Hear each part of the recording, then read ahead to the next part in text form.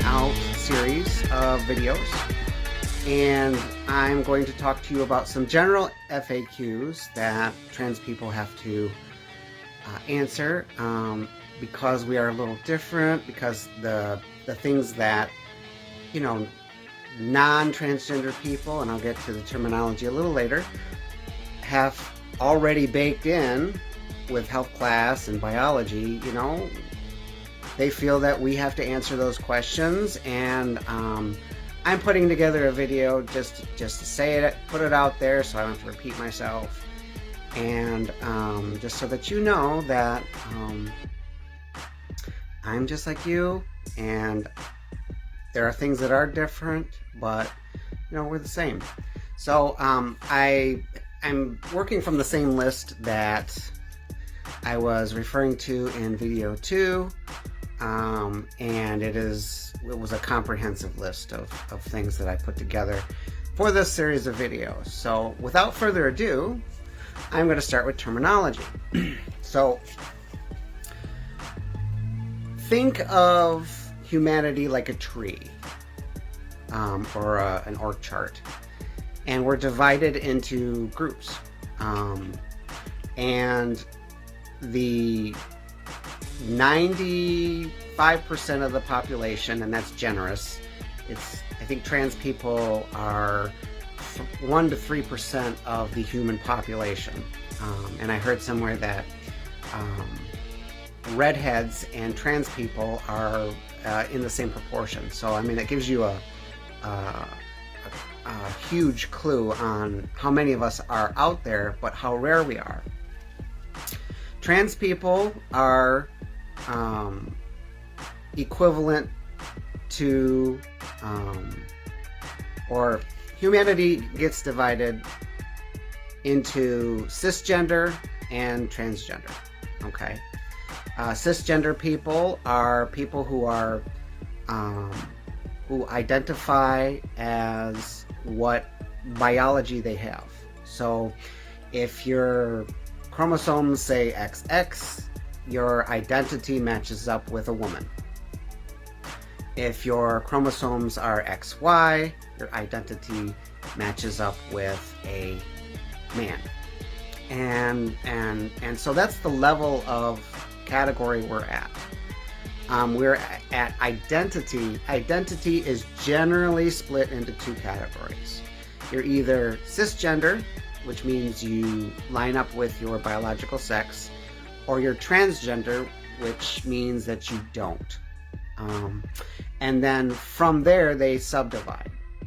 Okay, we're not talking about sexuality in this division, because sexuality is actually a completely different thing, and we'll cover some of that as it pertains to me a little later. But for now, the 2 main categories are cisgender and transgender. I can't speak about those chromosomal variants of humanity because I'm not educated there. I got tested, and biologically, chromosomally, I am a biological XY 46 chromosome male. However, my identity doesn't match up with that, or what society expects me to be, and so that's how I differ from normal or cisgender biological males.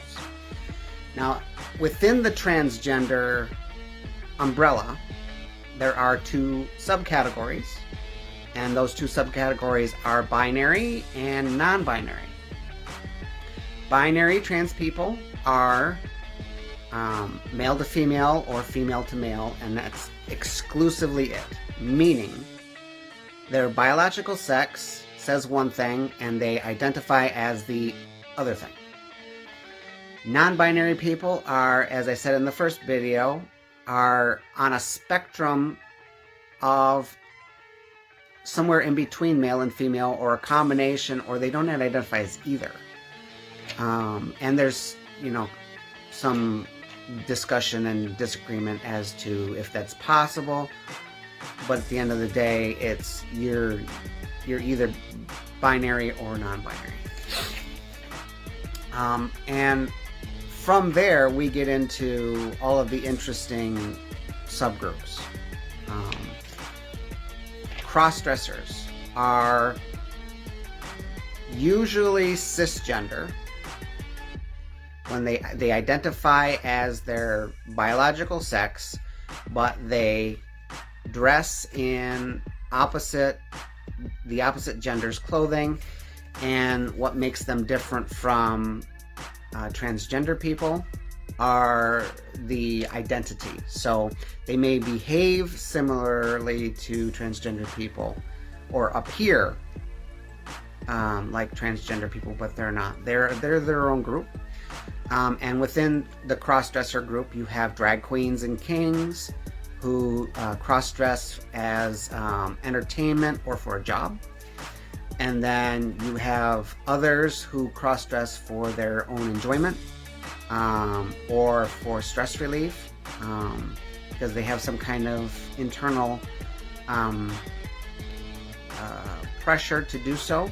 And also some transgender people start out in that group and then they figure out who they are and they pop over to either the binary transgender group or the non-binary transgender group.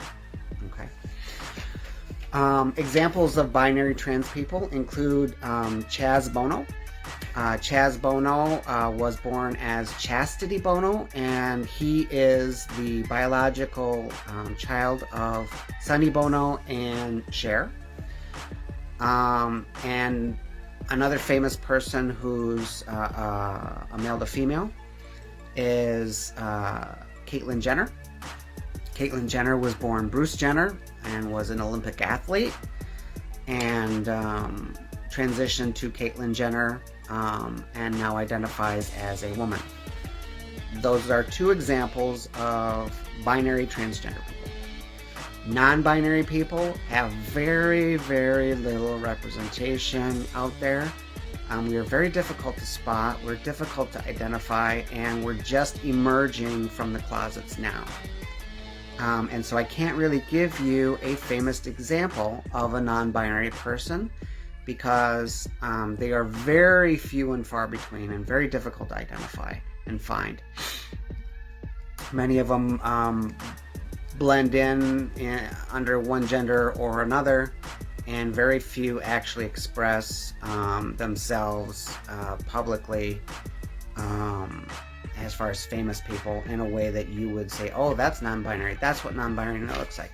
If you Google it, good luck finding something like that. I tried it, and it's like, well, what do non-binary people look like? And you can't get that. You can't find out there. And the other thing I've discovered is a lot of the non-binary people that you can find representation to are actually born female. And that was another interesting little thing. So according to my wonderful little notes here, I'm going to double check here to make sure that I covered everything. Oh, there was one more little bit that I wanted to cover. There are some older terms that some of the older people might have questions about that I'm going to cover that are no longer used, but they might be more familiar with. One, and then I'll just, kind of tell you what the new term is.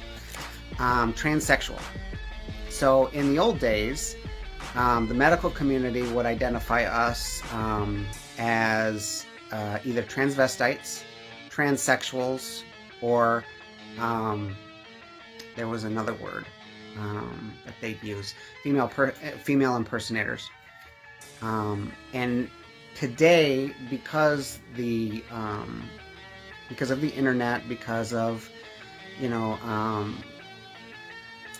communication has so changed, the older terms have fallen out of fashion, and the newer terms are transgender, and they cover a wider variety of humanity. Transsexuals only pertain to people who have medical transitions, and transgender people can medically transition to what makes them feel comfortable, or they may not, because it's all about identity. Okay. Transvestites are the old terms for crossdressers. They don't like that term. It's got a negative connotation, much like the gay community no longer likes to be referred to as queer, although some do. It's much more preferred to be respectful and use the term that people are most comfortable with. And then female impersonator is closer to the drag queens and kings. So that's just a little bit about that. Some other questions that come up with transgender people, which most of the time are very invasive and very rude. I'm going to cover those right now. But me specifically, I'm going to cover the rudest comment, the rudest one first, okay? So, am I going to get the surgery? What surgeries are you going to get? Are you going to change your body? And the answer to that is, because I'm going to be polite, I'm not going to get any genital surgery at all. I've done extensive research, and I've seen actually animations of that particular procedure online, and then I have followed people who have had the surgery and years after the surgery, and the process and the maintenance and things that they have in creating a vagina from a penis. And obviously I couldn't create a penis from a vagina because I don't have one. And ultimately, it is a lot of work, a lot of recovery, a lot of maintenance. And if you don't have issues with gender dysphoria regarding your genitals, which I don't, then it's a lot for a little payoff. So that's half of it. The other half of it is I'm not attracted to men. And medically, the only thing that this particular surgery can give you is a pocket for a penis. And that's essentially what it is. It's a skin pocket made out of your penile shaft and penile skin, and basically your skin is basically the muscle that causes or your penis to become erect and forms the structure is removed, and then the skin is basically inverted, and a pocket is created that you have to keep open with a dilator, and otherwise your body will seal it like a wound. And a real a biological vagina is actually a muscle. It's not a piece of skin. And I don't mean any offense at all. But medically, they're not actually implanting yet a working set of ovaries or fallopian tubes or uterus or a cervix, or actually a vagina that's actually a muscular organ. They're just taking your skin and flipping it on the inside and making it deep enough for penile sex. I'm not attracted to men at all, which kind of leads into the next question: am I gay? That's an interesting question. But I'm not attracted to men at all. I can't even be in the room with a man for very long without having some psychological issues and problems. And so I'm not attracted to men. I'm not interested in men. I'm actually quite triggered by men and threatened. And so at the end of the day, I'm not going to be having sex with men. And that would be the primary purpose of having a vagina. or a neo-vagina as they're starting to be called. Again, I don't mean any disrespect to those who have gotten that surgery if this gets out further than just my family. But that's essentially medically what it becomes. So there's that. Am I gay? That's an interesting question. So in my view, to be gay means that you are attracted to somebody who has the same biological parts as you do. Not everybody agrees with that definition, okay? And the trans community fights over it all the time. So, from my point of view, from my perspective, I'm not gay. My parts are male. My wife's parts are female. I'm attracted to feminine and or females, okay? And I have not seen a trans woman that... I've seen a lot of beautiful and gorgeous trans women. But I've really never been in a situation where they've... and obviously I've been married for, 16 years now. So that's really off the table. But I've never been in a situation where they've been an option. So I don't know.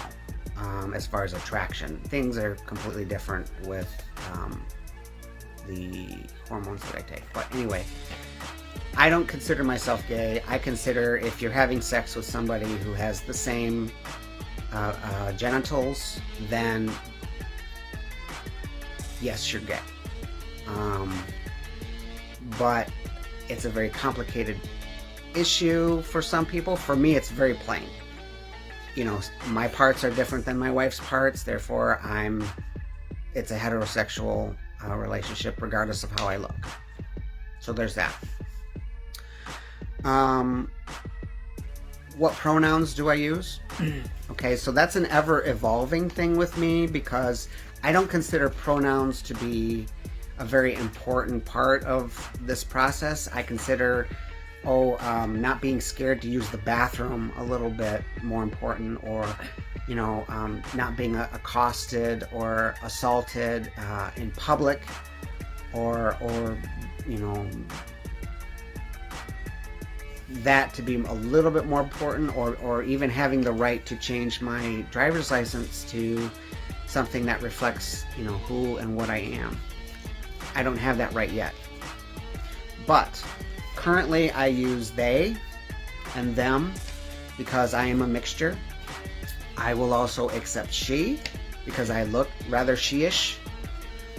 I know that's funny, but I'm not gonna get into getting upset with people who still use he, because my name is male, and to many people I am, it's much easier to really digest this if they still call me he, and that's certainly fine.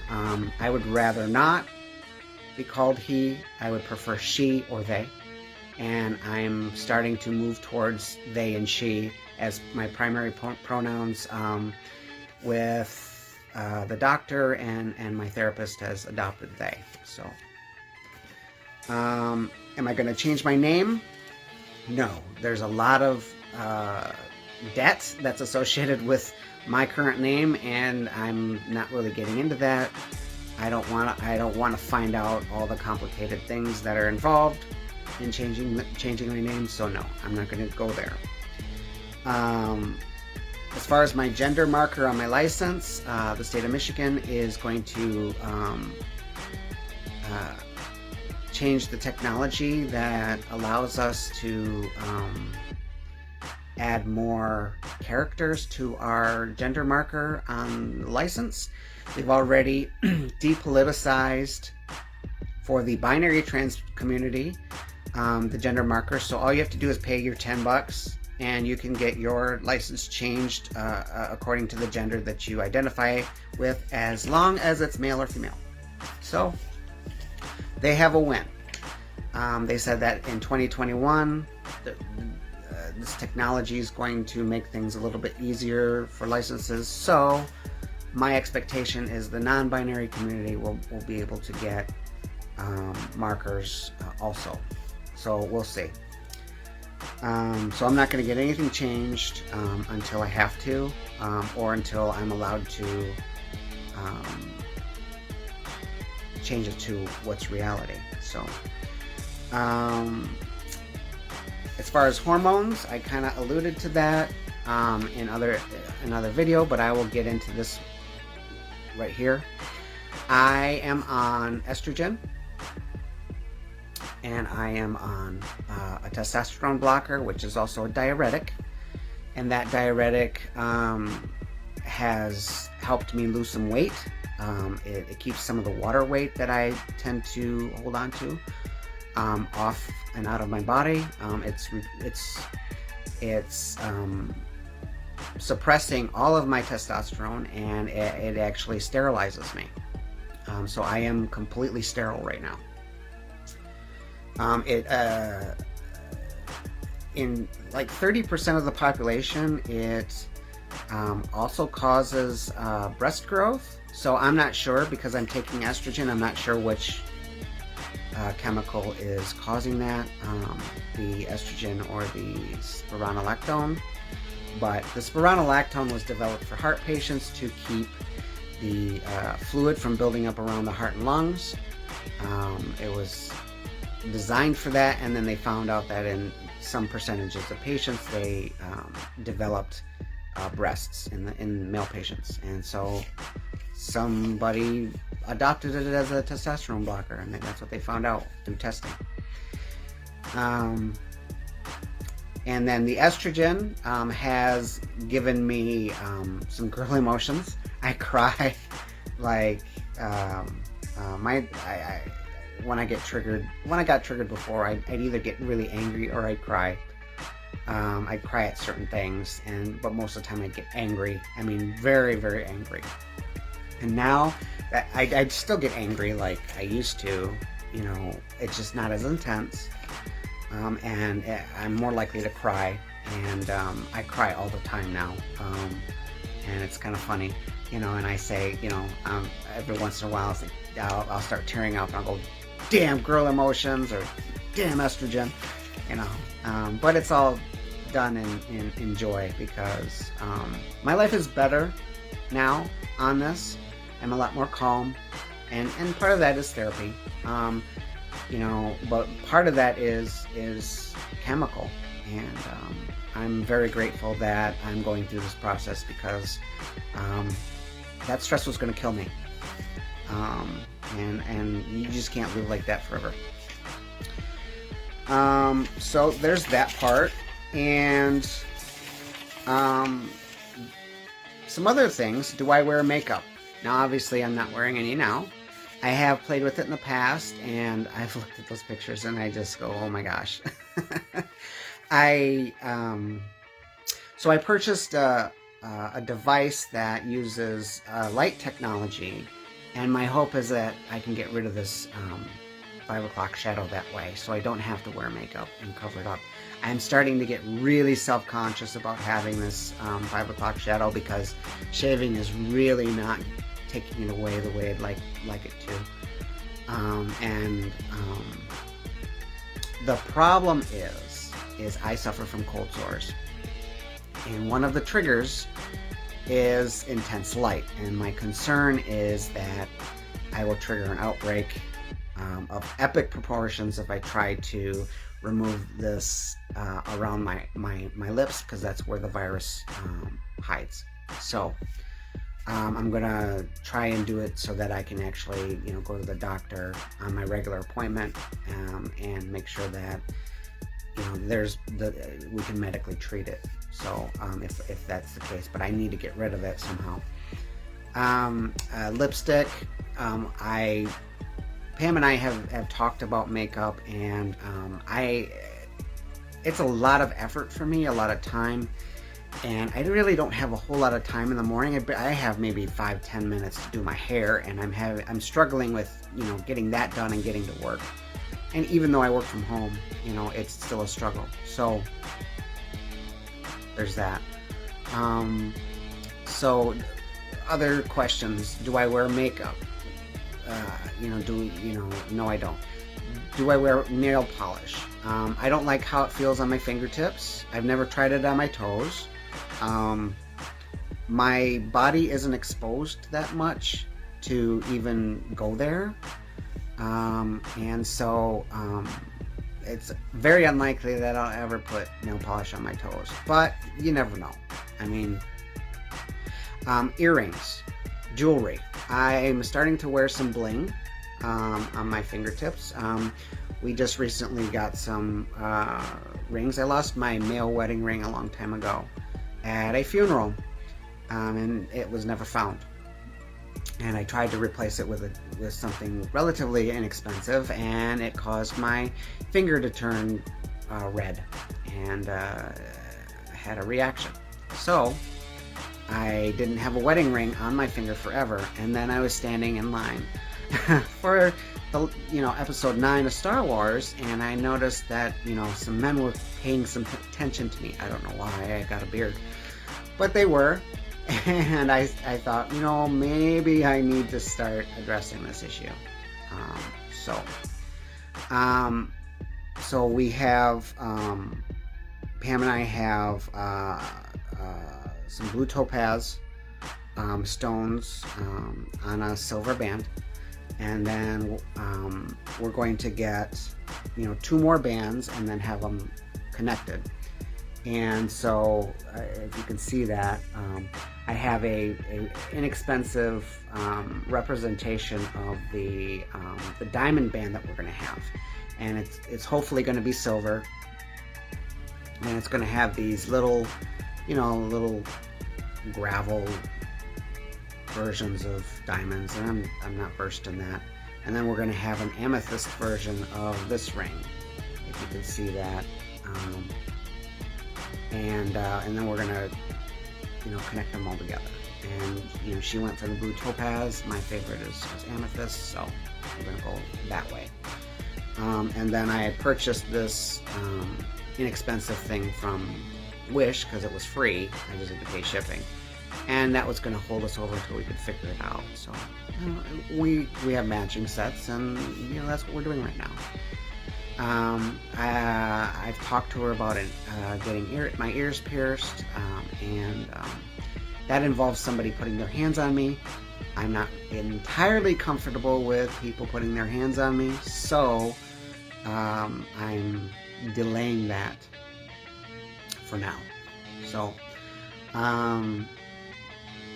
as far as other girl things, hair color, I've had my stepdaughter color my hair one time, and I was hoping it'd come out purple, but it didn't.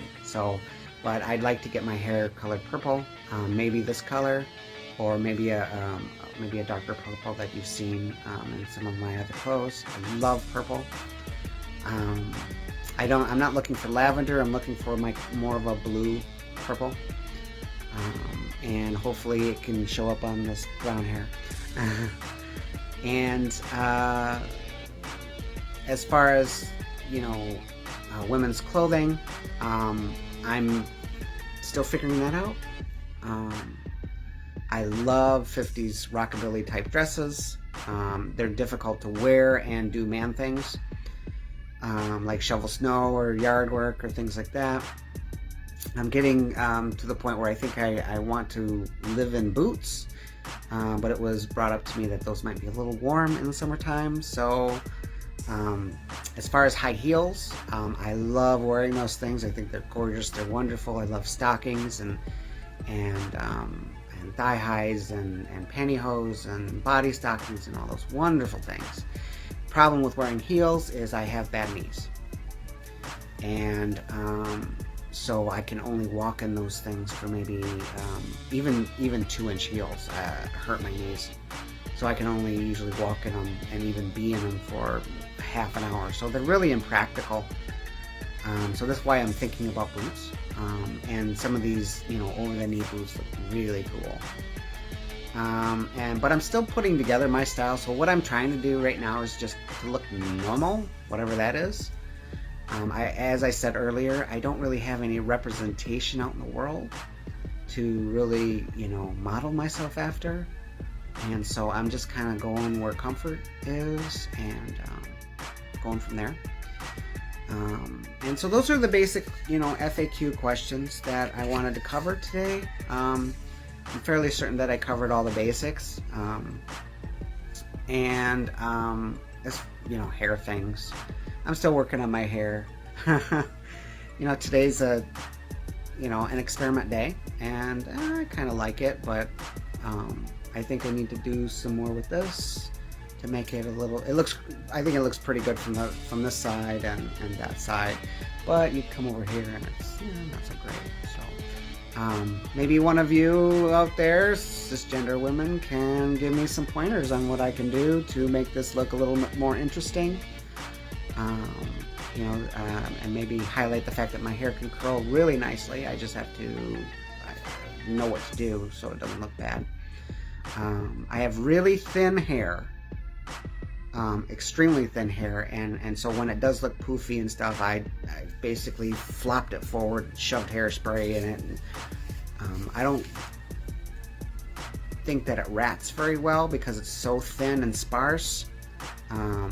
So you have to give me some pointers and some products to use, and I'll give it a try and see how it works. So that's all I wanted to say for today. I appreciate you coming by, watching this long 33 minute video, probably longer with my intros and my selfies.